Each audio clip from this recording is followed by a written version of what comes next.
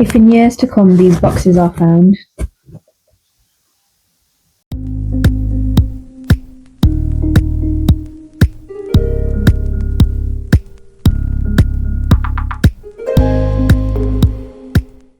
So today, we are looking at this.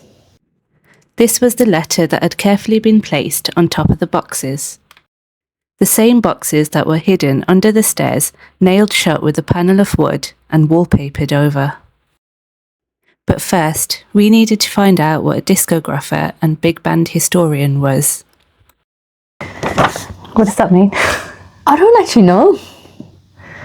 And once we understood what they meant, the contents of the boxes suddenly made a lot more sense. The first thing written on the letter was that it had been walled up in March 86 and re-walled up in September 88. We discussed possible reasons of why Mike would have opened it in between. The letter then opens with a sentence that feels intentional, almost as if he knew someone would eventually read this. If in years to come these boxes are found, please remember they are just the remnants of a romance that began tragically and ended tragically. How does a romance begin tragically? I don't know. These memories of 1980, 81, 82, 83 nearly ended my life. We had to pause there as we were sure we saw letters in the boxes dated well past 1983. So we started a little bit of detective work. Does the pen where he's actually written the letter look different to where he's put walled up and re-walled up? I thought I'd found love, but it wasn't until Yvonne came into my life that I realised my mistake. Yvonne. These bits and pieces are a memory I cannot just throw in a skip or put in an incinerator. Pauline lives at this address.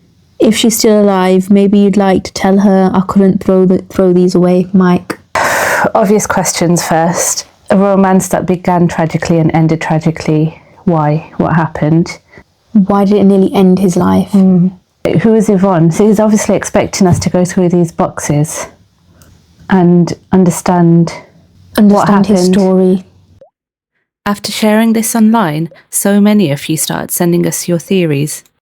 Some of you noticed things we hadn't even considered. It would be so cool if Pauline was the spy.